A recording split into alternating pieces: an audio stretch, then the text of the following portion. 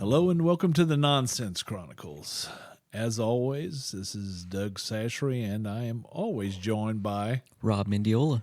Heck yeah, and we're rolling through here on a Manic hot Monday. hot manic Monday afternoon, and today we're gonna go up and talk to a friend up in Nashville, Tennessee, a producer engineer, Malcolm Springer. How you doing, Malcolm? Man, I'm doing great. I could be doing better, to be honest. That's good, man. We have you had you had any work going on this week? This before you take your big trip in a week or so? Oh, geez, it's been crazy. I just got through cutting this weekend at 1979 Studios with the band She, and they are freaking killer. I'm talking, they're badass. Cut all analog, you know. Um, and this I also got a big session this week with Brittany Russell. I do that Friday, but I'm going to have to take 2 or 3 days to get ready for it. So I'm just mixing this last band and starting another, That's the way and it goes. working right up to the time I'm leaving to drive to Sacramento, California. Wow, Go that's ahead, a trip. man. Yeah, yes, That yes, is pretty crazy. how did you? Pretty. I'm sorry. How did you start in all this, man?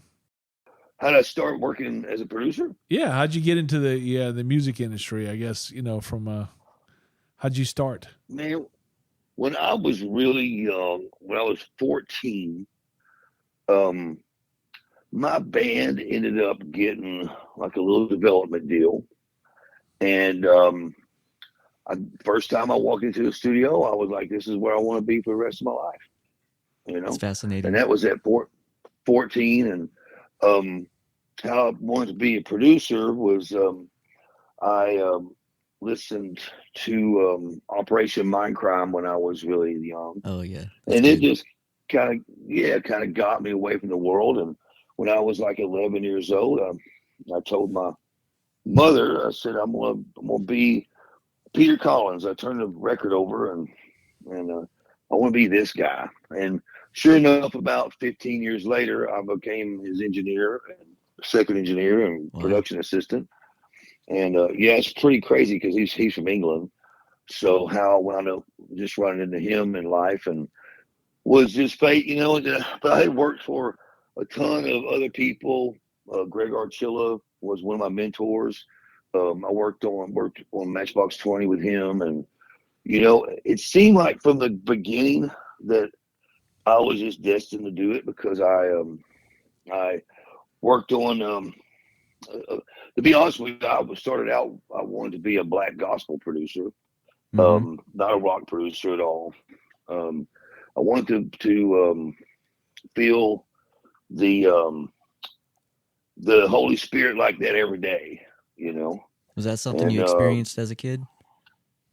yeah, what happened was I had a friend that he got killed in a car accident, and he was a black guy, and I went to their church for the funeral, Mm-hmm. and I saw how just black folks just worship God differently, and it just was so amazing to me. I'm like, this is what I want to record for the rest of my life, and that was 16 years old. So this is the way I want to feel, not like I'm at a funeral, but to feel the Holy Spirit that hard. Yeah, So, celebration. yeah, it's kind of like really weird because I went to work for a black gospel label at first, and did worked on Donnie Harper and the New Jersey Mass Choir, and then it ended up going to Memphis, and my dad had committed suicide, and Gary Bells, who he just kind of picked me up, man, and said, "I want you to work for me," and he finished raising me and um, took care of me. I was going to go to college to play football, but I got hurt real bad, and it was I got hurt where I couldn't play, so. Mm-hmm.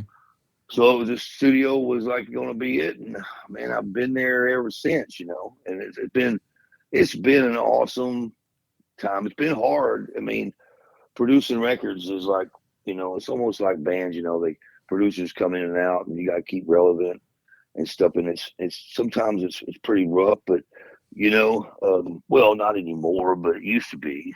It used to be tough, when I was younger. But I was really fortunate because I got to, start producing at a really young age. Produced my first major label record at 29. Wow. We had a $500,000 budget. And budgets aren't like that way for rock and roll anymore, unfortunately. But they may get there again. You never know.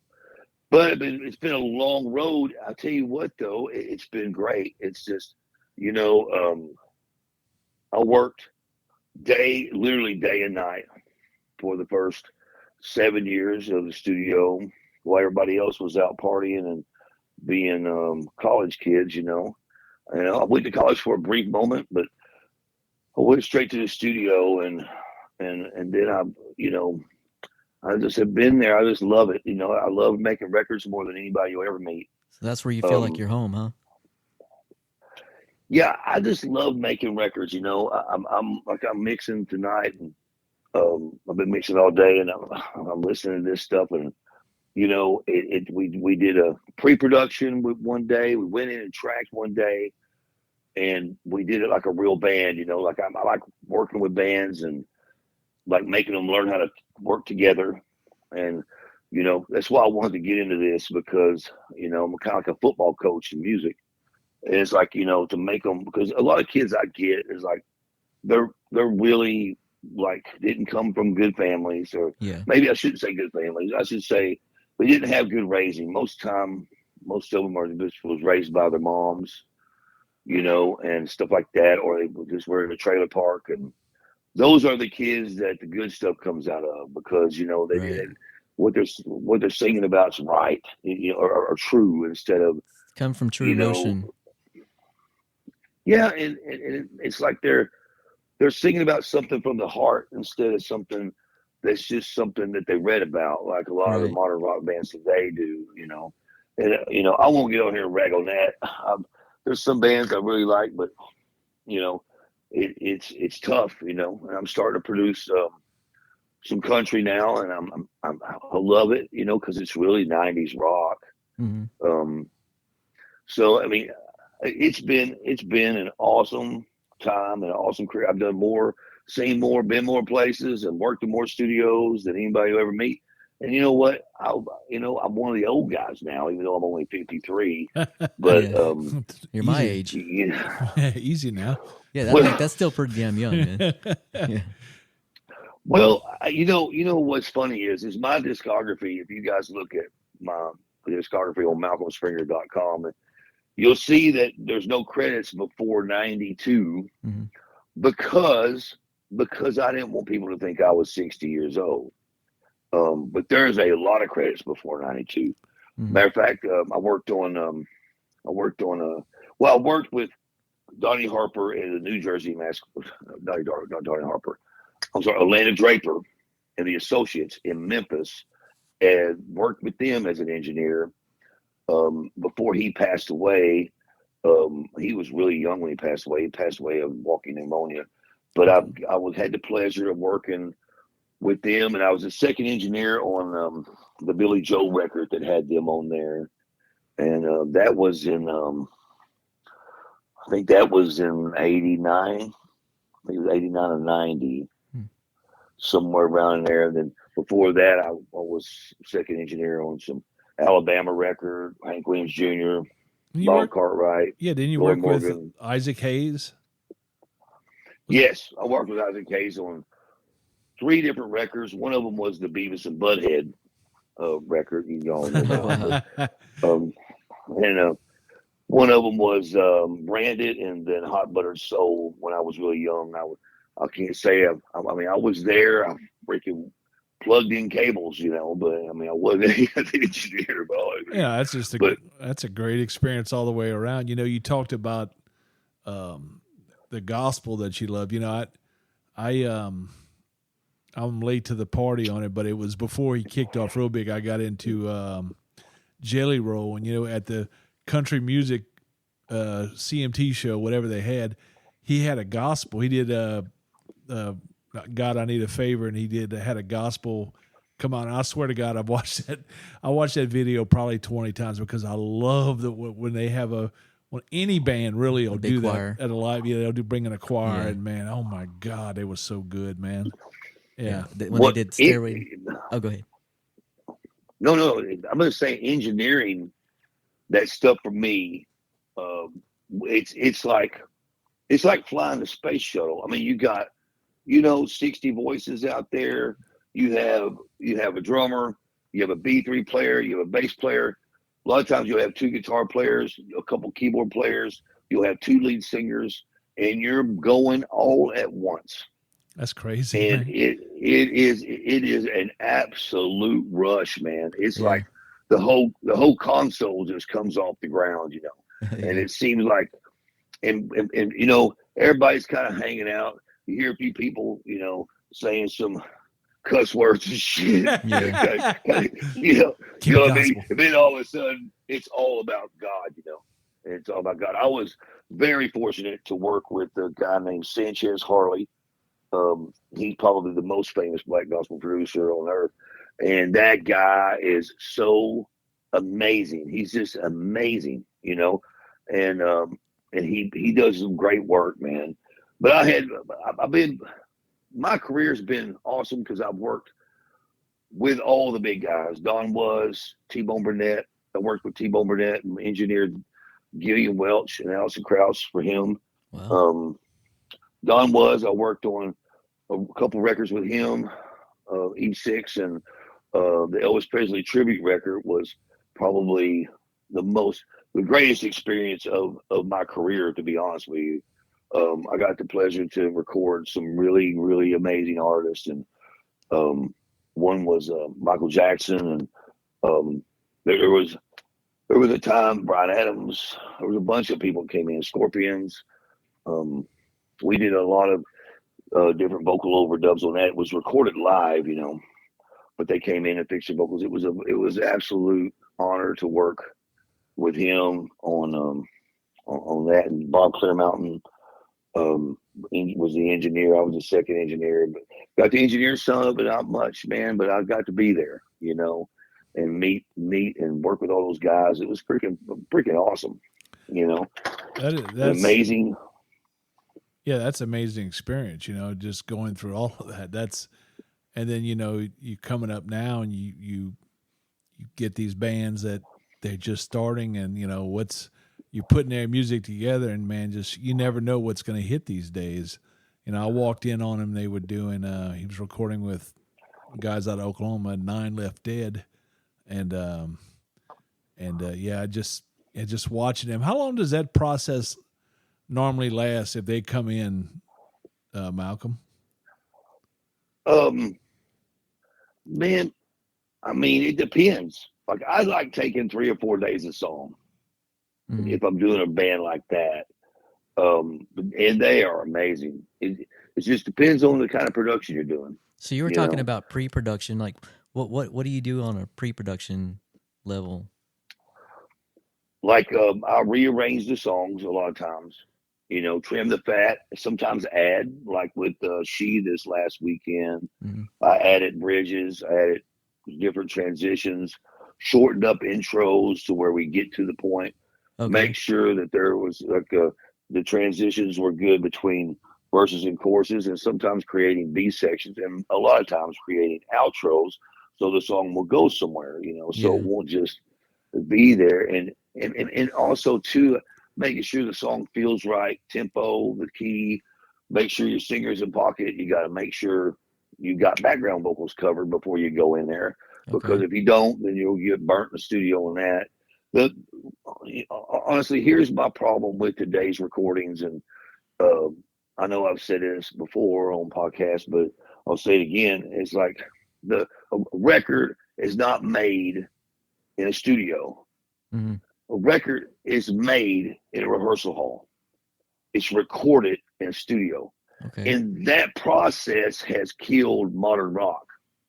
What it's done is it's all computer driven, and all these computer geeks on there producing, hacking up stuff and making it perfect and stuff. Right. Well, listen, here's the problem. Here's the problem with that. Rock and roll isn't fucking perfect. Right. That's the problem. So they suck all the soul out of it, Yeah. and they put it out there, and it's like, and they wonder why it's a dying art. It's like, and whoever says modern rock isn't a dying art is a fool. They're a complete fucking fool. Yeah, because it is. Yeah, I mean, if you look at the a lot of best work from bands, you know, and they have some that have stretched, but a lot of best work is music. The first one, especially because they have played it and rehearsed it again and again and again, you know, and that's a, you know, a natural progression, I guess, of the music, you know, compared to something just coming out right out of a machine, you know, a lot of times these days, you know. Well, the problem I have is when the producer programs the drums, and not only that, he plays the guitars. He pretty much writes the song and programs the bass. And the singer is not that great of a singer usually, so it tunes the hell out of the singer. What part of that? But what part of that is a band? Right. And that's the problem. The problem with rock and roll, and well, modern rock anyway, is that it's faceless. Hey, I want to ask you guys a question. I'm not trying to take over your podcast, but I want to ask you guys a question. What is? I already asked you this. Let me see, Doug. I know what question you're going to ask. Go ahead and ask Rob. Okay, do you know one artist, one singer that's coming up in modern rock right now? One. No, not really. Now, I'm not talking. You know, I mean, I'm not talking about as a 15-year-old shine down, 25-year-old right. shine down. I'm talking about a brand new rock singer that's coming out right now. No, and especially not anybody I can trust, because I tend to hear a lot of the modulation that they got on a lot of the vocals nowadays. So I'm very skeptical unless I see somebody live. I don't really believe it sometimes. I told you, Malcolm's got a guy, and I want to say that, you know, see, Malcolm, Rob is a musician too, so I want to say, yeah, Malcolm let me listen to a little bit of this guy he's got, and he sounds like Bon Scott, and I'm talking about. Oh yeah, and that's Fever. Yes, Fever Slip. Now that's a badass band. Oh, what a concept! We worked 3 weeks of pre-production. And after that 3 weeks of pre-production, we went and recorded the record. Mm-hmm. And it took us about 10 days to record it, but I rehearsed the fuck out of them. I made sure my singer was on point. I made sure my guitar players were in tune. I made sure that my drummer could handle it. And that drummer could handle it. That old boy is really good. And it's like, and that singer's really good. You know, we didn't do one vocal overdub. Yeah, he told me that. Now, I was like, wow. Yeah. Yeah. He sang everything in tracking. I think there was one verse he ended up singing because we changed the verse at the last minute, because, you know, sometimes I'm that way. But so he had to overdub that because we changed it when we got back to the overdub room. But we only overdubbed, I think, for 7 days. We tracked for 2 days. On day number 10, we were doing what little bit of background vocals we did for that record, because you didn't need one for that record too much. And we were done. I mean, I mixed it and boom, you know. So the whole process was, you know, about 5 weeks, you know. And it's the way records, you know, you can make records any way you want.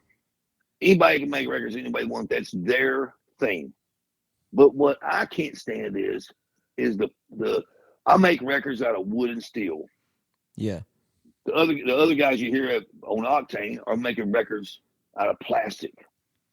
They're making plastic and bringing saran wrap. Yeah. It's so fucking. It's like, yeah, it rocks my nuts off. Some of it, I gotta admit, some of it rocks my nuts off. I'm like, oh man, cool riff. Well, I got news for everybody out there. Songwriting is not writing a riff. Songwriting is writing a fucking song. Yeah, that's not songwriting. Two of the best two of the best shows I went to recently, or just not too recently, but because I was in the hospital and all that. But Beth Hart was a really good show, and Grace Potter was a really good show. Grace Potter had one of the most amazing bands I'd ever seen live. These guys just knew their stuff, and and they knew how to let the song breathe, and it was just incredible to watch both those vocalists. And yeah, I'm a huge Grace Potter and Beth Well, Hart fan. well, well, I was on a panel this past week, and I walk in there, and Jim Zumwalt's there, and he's the one that was doing the panel thing for Brett Manning for Sing Success. If you don't know who Brett Manning is, you should. He's like the most famous vocal coach on earth, and he is the best. I mean, Brett's the best. And well, there was this girl there, that cute little blonde girl, short girl, looked like she was like maybe 18, 19 years old. And he's like, "Oh, this is Zandy." And I was like, "Oh, nice to meet you." She just got signed to blah blah blah. I can't say that on here because the record label wants to make the announcement themselves. Mm-hmm. She just got signed to blah blah blah records, and I'm like, "Oh, well, I know those guys over there. Hell, that's awesome." And so I didn't think much of it. And she did a couple songs, and the last song she played, sit there with an acoustic guitar, and would mow over anybody at Modern Rock right now. Wow. Just a little old blonde haired girl sitting there playing acoustic. And I'm talking the last song that she sang. I cannot wait to hear it again. I've been thinking about it ever since I heard it. I'm like, I can't wait to hear that song again. That's real. Yeah. That's real. A gifted little girl, worked her ass off, learning how to write. And man, the last song she played, I came home. I drove back from that thing, and the first thing I said was, "Honey, you got to hear this song this girl freaking sang." Well, no doubt about it. That's why she got signed. It's not bullshit. It's not made up shit. Nobody's playing her guitar for her, and nobody's singing for her, and nobody's tuning that girl. And this stuff that I'm mixing right now, I'm not tuning his vocals. I made him sing it. You know, that's what you do. Yeah. Isn't that the point? Yeah, that should be the point. Yeah. When is that the stuff that we just talked about, that the guys, the one that sounds like Bon Scott, when is that stuff coming out? We got one song out right now called Aces on Spotify. Fever Slip is the name of the band. Fever Slip. And yeah, those guys are great. That did sound fantastic. They're American? Yeah. Where are they at? They're from up around Maine. They're right outside Boston, Massachusetts. So, but they're hopefully moving down here to Nashville soon. And they just keep gaining momentum. And we've only put out one song, and I think I don't know how many. I think they've gained a lot of ground. I'll put it that way. And so has 9 Left Dead. 9 Left Dead's badass. They definitely are earning it, man. We go back in the studio soon too. And it's, that's the thing, is like, it's definitely made out of wood and steel. It's definitely not. Let me see how many. Yeah, he's got a good vocal range too on 9 Left Dead. Yeah. He's just a great artist, man. He really is. And, the whole band is just awesome. That guy that sings harmonies for him, badass. I mean, the keyboard player, badass. They're all great. But no, Fever Slip came out 2 months ago, and they were already got 35,000 streams on the one. So that's pretty good. 7,200 monthly listeners. Yeah, these days. And they started out from. Well, they started out from scratch. Yeah. They started out from zero. We wiped everything off, and that's a lot of bands that come to me and work with me after I produce a couple of songs. Usually they just scrub the whole thing and just start all over from scratch because it's a brand new sound. Who ever thought about a band having their own sound? Yeah. I know one thing. When I heard back in the day, when I heard a Van Halen song, I knew within 10 seconds, maybe even sooner, that it was Van Halen. Yeah, that's right. There's a big difference. Yeah. Right. It's like, bands, the guitar tones. Yeah. When I heard Whitesnake, I knew it was Whitesnake. When I heard any band like that, Journey. I mean, all those big bands. AC/DC, like yeah, they all, who they were. Yeah. They all had their certain sound. Yeah. See, that's what we're missing today in modern rock.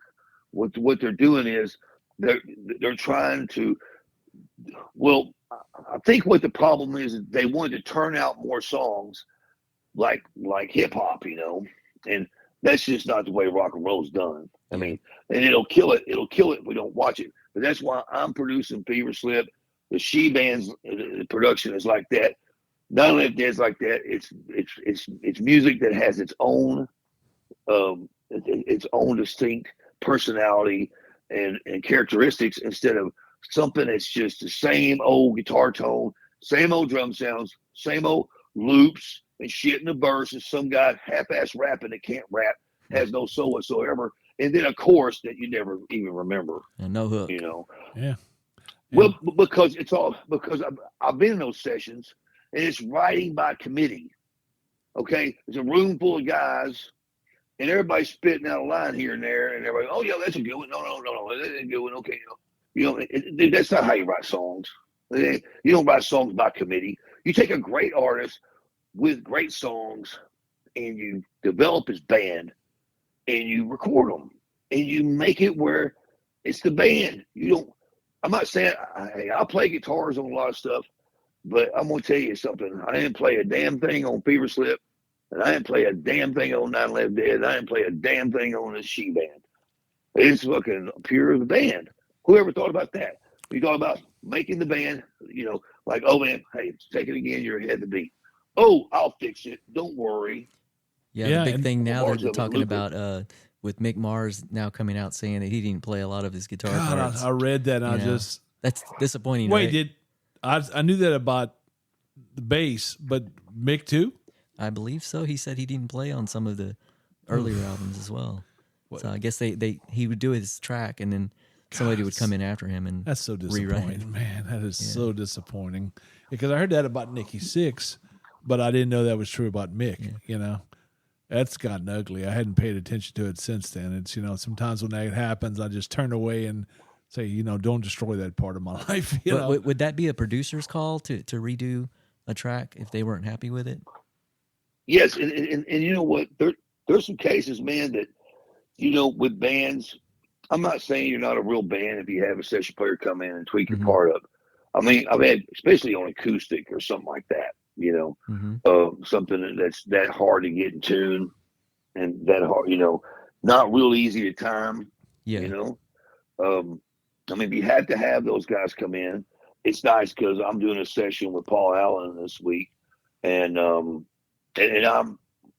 spoiled rotten. I mean, Paul Allen's the greatest guitar player in the world by the books. I mean, if you want to look at the books, I mean, he's got more number ones than anybody. I mean, from Adele to you name it, he's got no more number ones. Country to pop to whatever, and he's playing guitar on a session with me, so I got that covered. I ain't got to worry about that. All I got to do is just say what I want him to play, Right. And then he'll go, oh, okay, I hear that, but what about this? Well, how about this? Well, what about if we do this?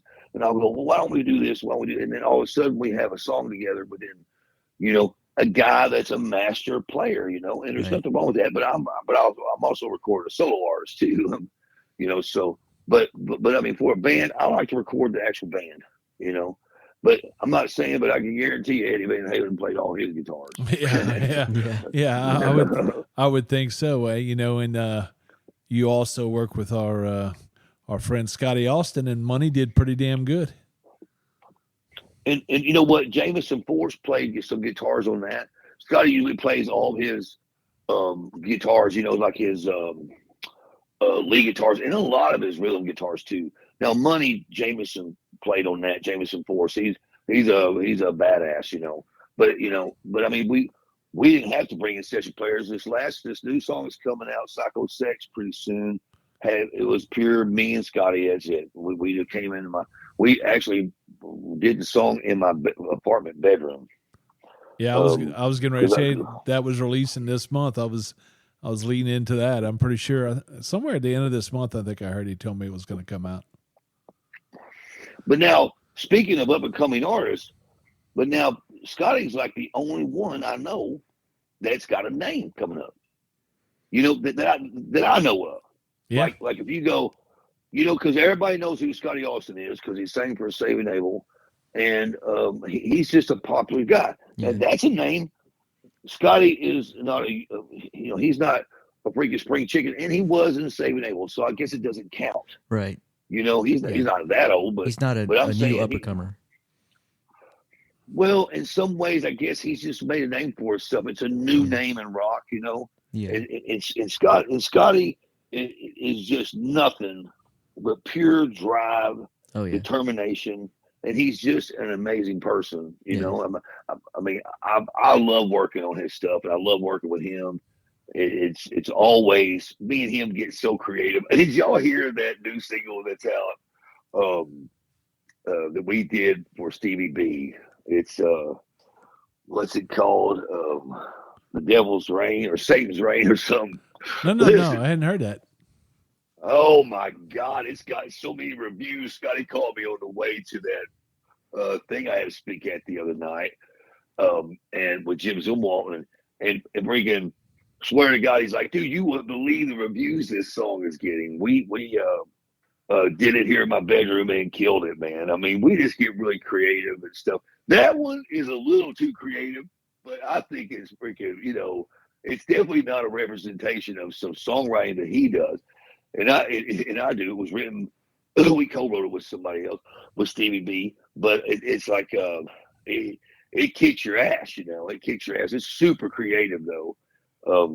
But yeah, we got Psycho 6 coming out pretty soon. And there's another one though, The World I Know is what it's called. When that comes out, oh my God, it's a killer. It's a killer. It's gonna really, really tear some ass up. I can't wait. Hopefully that'll be out before Christmas. So I'm just like, by my time Scotty is like one of my best friends, and I love working with him and stuff. I can't wait for y'all to hear the new stuff because it's really good. It's really, really do you good. go out and scout bands, or do they just come to you? Well, some like, you know, I got a call out of nowhere.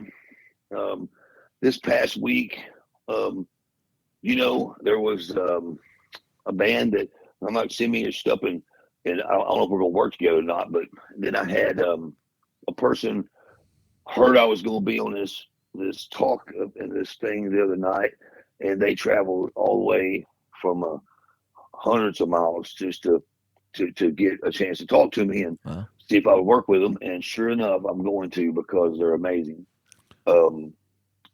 So it's like it comes in different ways. I don't have I had a manager approach me a couple months ago, and I was just like, man, I'm not dealing with this bullshit. Jeff was managing me for a while, and stuff. Not me, knock on him, but he's not really a producer manager. I mean, he managed some of the biggest rock bands of all time, but you know, he's just not a producer manager, and I'm a lot to manage. You know. Yeah, you are. You know, he's also worked with the Lucid Illusion kids. They went up there. Yeah. Oh yeah. So you recorded them? Yes, I love those guys, man. They're great. They're great. I hope, great guys. I'm hoping they come back and I do some more with them.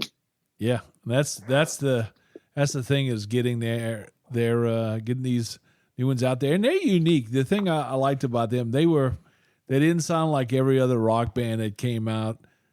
To me, they sounded a little skyish, which somebody said, really? I'm like, well, to me it does. It sounds like that, you know, and I thought they were unique. They had they do have their own thing. Their own sound, yeah. And they do, you know, it's like, but that's the kind of band I like. I like that because they're just really unique, and the singer's a really great leader.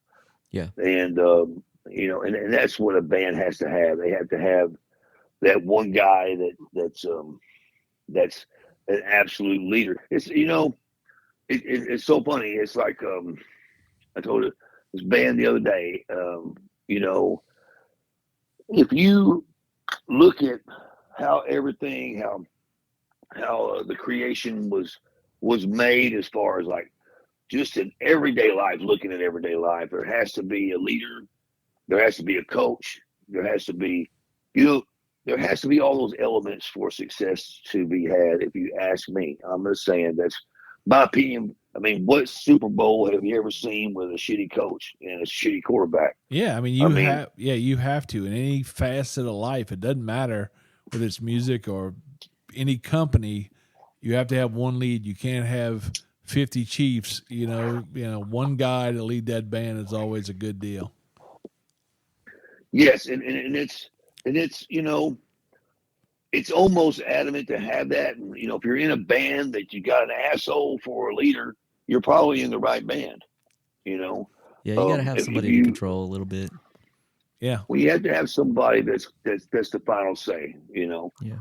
And it's just the way it is, and you got to have that producer or football coach, whatever. Has to have the business element, still. Well, the creative element too, because Yeah. artists get out of hand. Well, yeah. I wouldn't produce my own record, and I'm a producer. I've been producing records for years.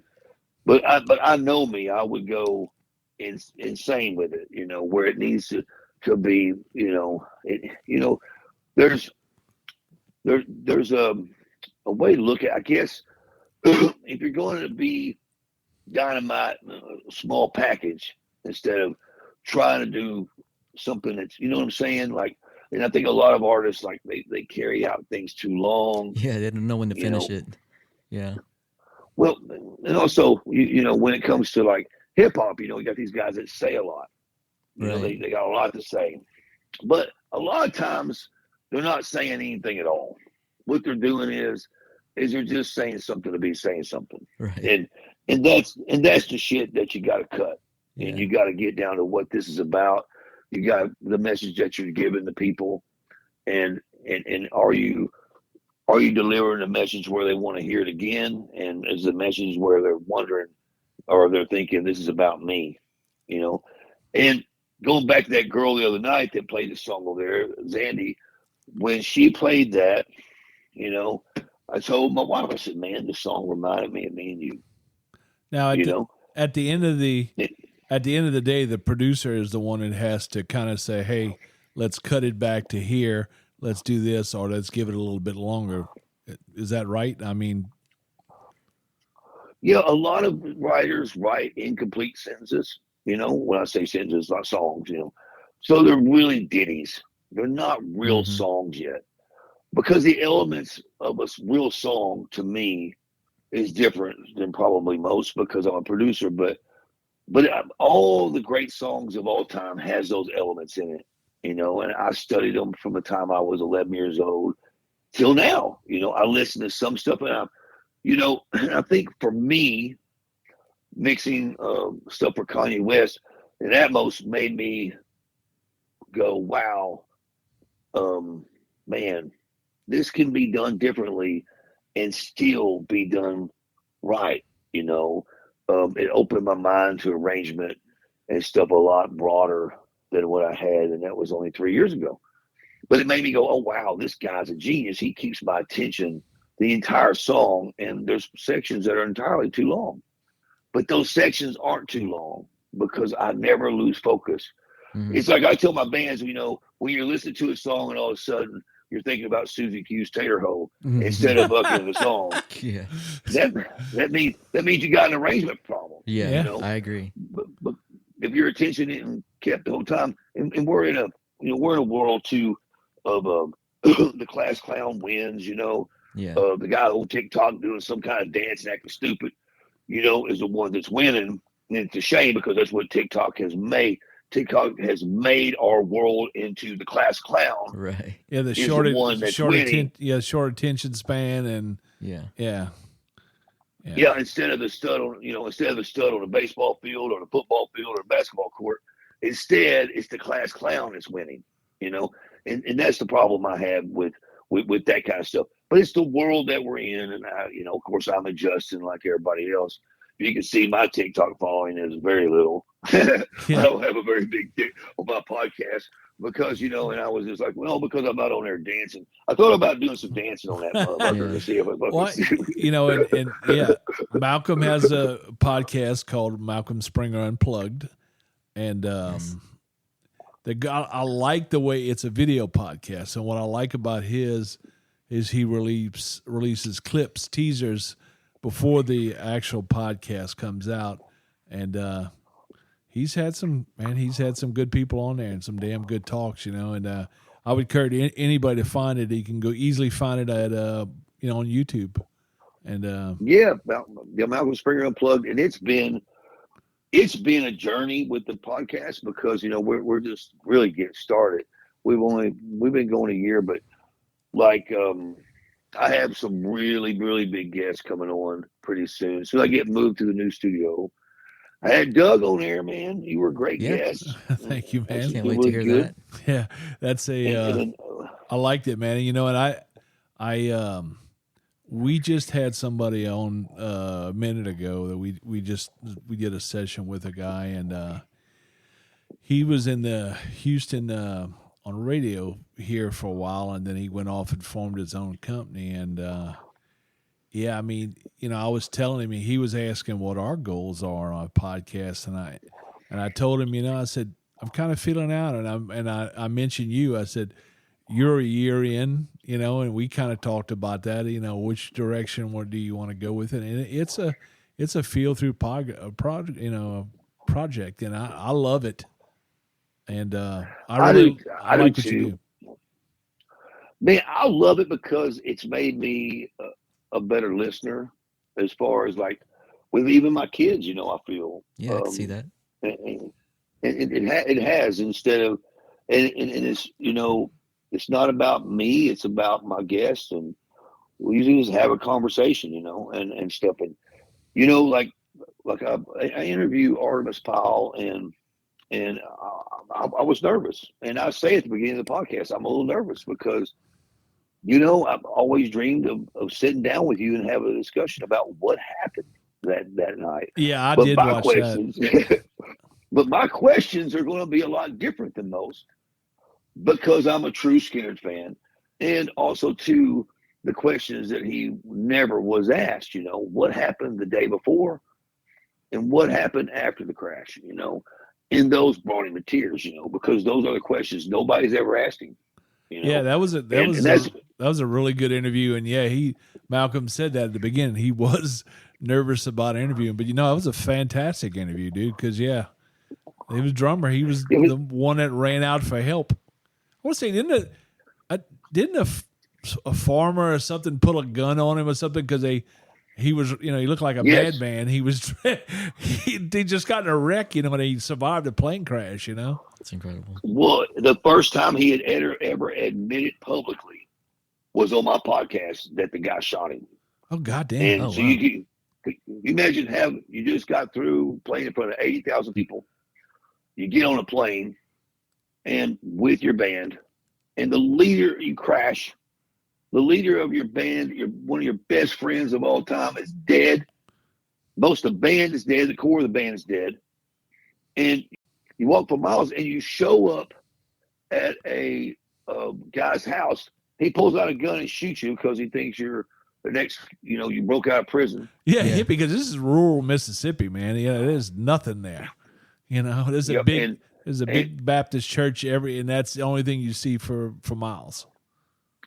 So if you ever think you're having a bad day, yeah, right. Think about Mr. Artemis. Oh, God, yeah. Definitely a bad day. I don't know unless you lose a child or something. You can't have any worse day than that.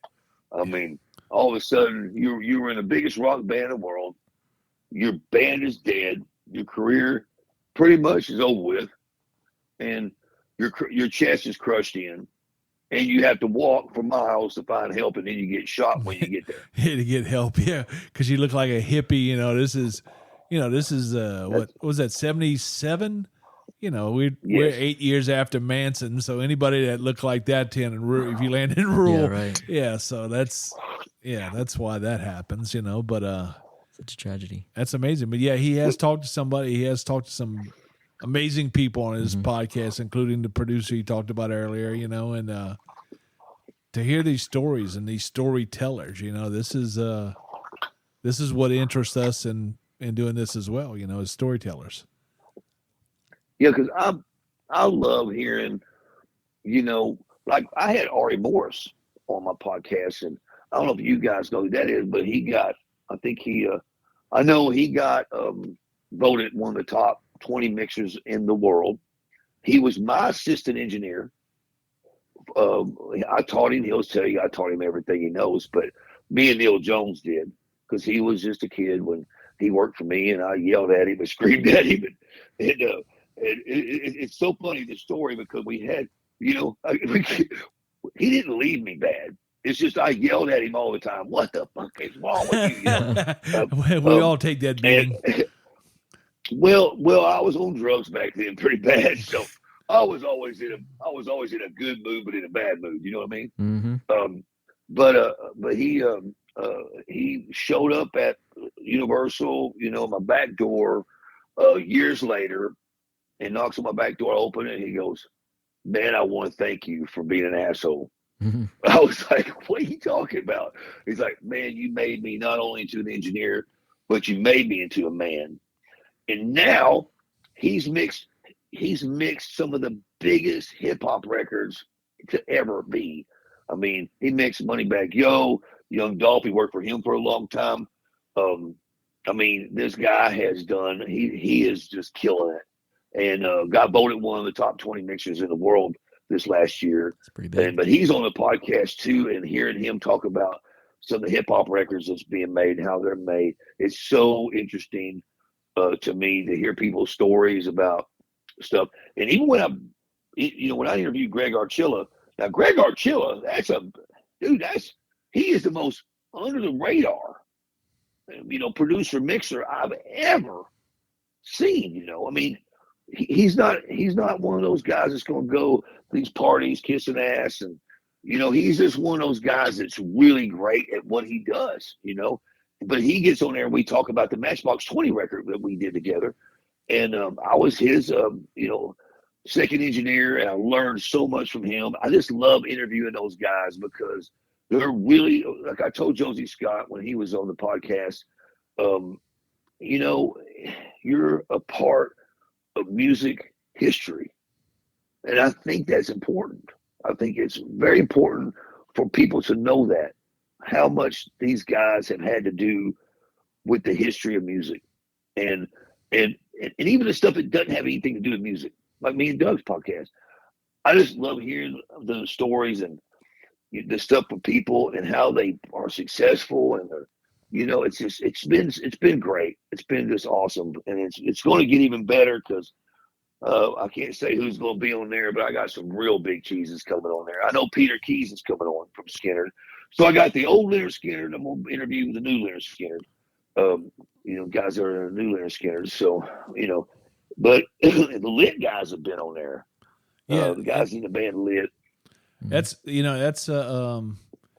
it's interesting how Nashville was this country music haven. Now every genre of music is.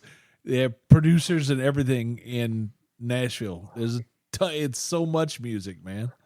It's amazing. That's kind of it's. I think Spotify has made it so easy to skip between genres to listen to that it's hard to find someone that's just a fan of this kind of music. This kind of music or this kind of music. There's so many great artists out there. Yeah. You know what I mean? There's so many independent. Some are independent. Some of them aren't even signed to major labels. Right. Oh, I think there's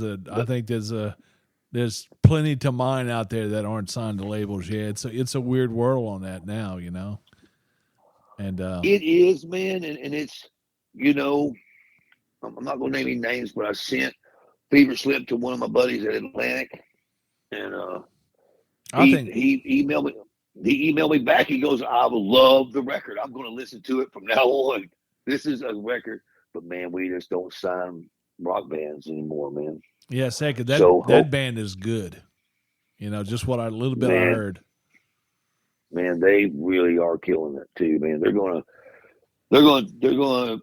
I'm hoping that they hit about the same time my country artist hits. And Trenton Tanner is another guy I'm working with out of Missouri. See, big TikTok guy. He's a country artist, but he has 200,000 followers on TikTok. Wow. And everything he puts out gets shit tons of views, hundreds of thousands of views. He'll just sit there with his acoustic guitar and play a song, and videotape himself on his phone, and that's the good thing about that stuff, though, because you find really, first time I heard that guy, guys, it's funny. I was telling at the panel that was on the other night. First time I heard him, I wasn't looking at him. I just heard it from a phone across the room, and I said, "Wow, a black guy singing country music."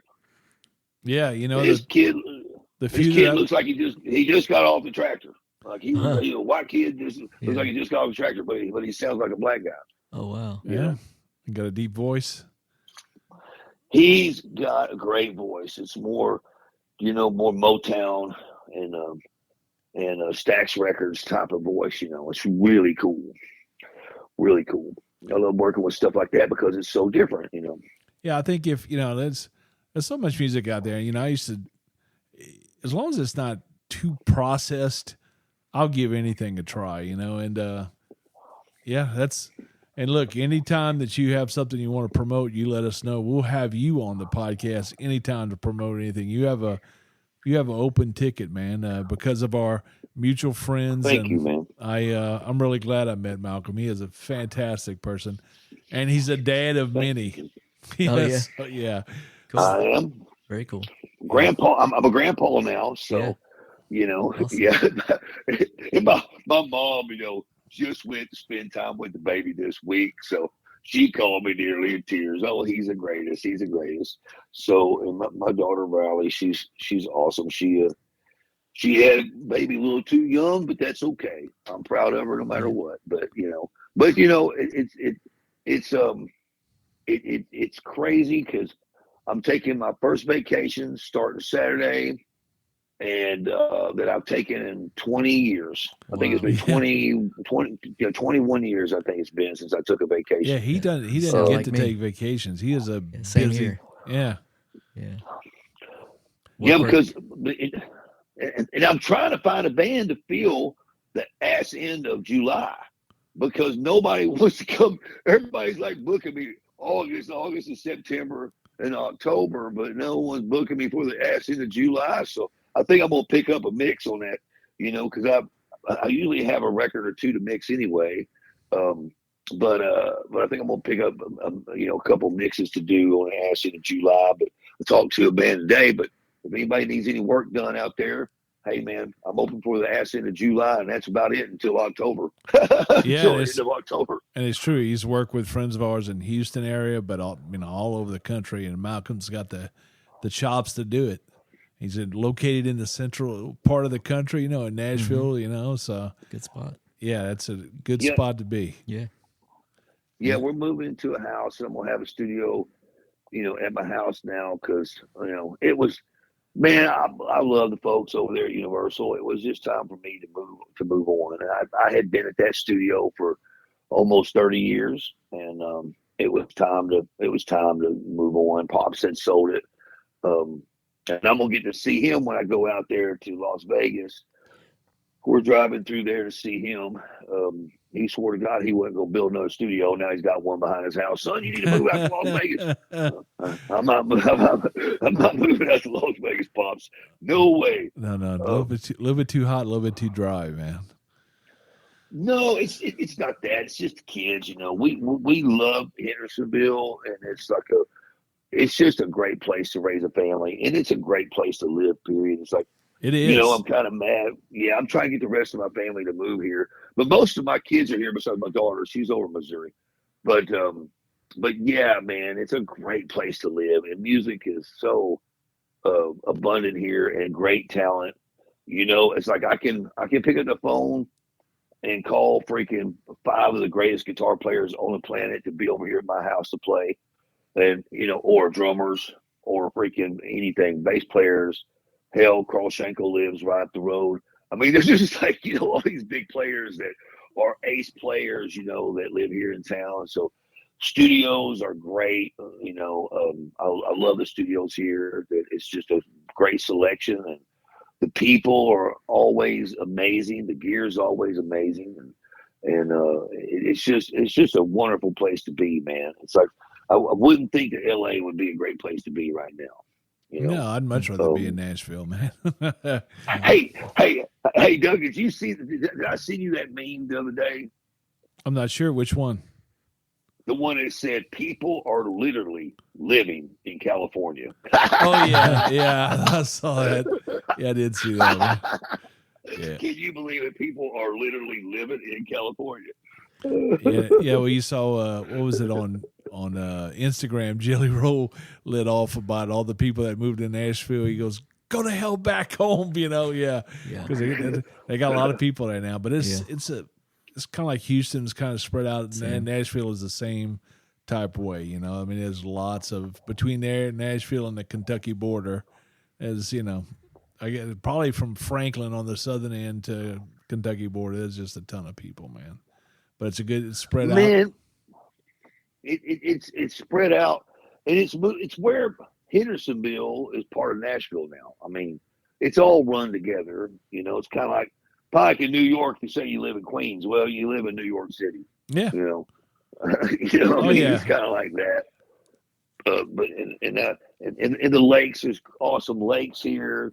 There's I just took my kids to go get ice cream at the greatest freaking place to get ice cream that I know of ever. It's like it's just a great place, man. The best malls, the best everything here, man. I think it's a great place to raise a family. It is a beautiful setup over there in Nashville. But man, we're gonna end it, but we'll promote you, man, and that's Malcolm Springer Unplugged on YouTube, and talk about some good interviews. And if you're a musician and you need a producer engineer, how do you contact his music business? Yeah, how do you contact his music business? Malcolm, how do you get man? You can always email me at malcolmspringer@gmail.com. Okay, just that simple. That's simple, or Malcolm at malcolmspringer.com. And there's also he's got a big Instagram presence, so you can catch him on there. Very cool. Yeah, man. Thank you guys for having me on, man. I appreciate it. And thank you. I hope it was a decent interview, man. It was fantastic, dude. I hope to meet you one day, man. Yeah. Man. We'll make that happen. But cool. You go have a good. Go ahead. I'm gonna eat some dinner, and I'm gonna be in Houston pretty soon. Okay. Hopefully, you'll get to meet my buddy Sean that's there. I don't know if he's gonna be there. I know he's coming to Nashville this week to see me. So, but anyway, you guys have a great night, man, and thank you so much for having me on. Malcolm, you're the best, buddy. Take care of yourself. All right, man. Thank you, Mr. Doug. Thank you, man. Anytime, my friend.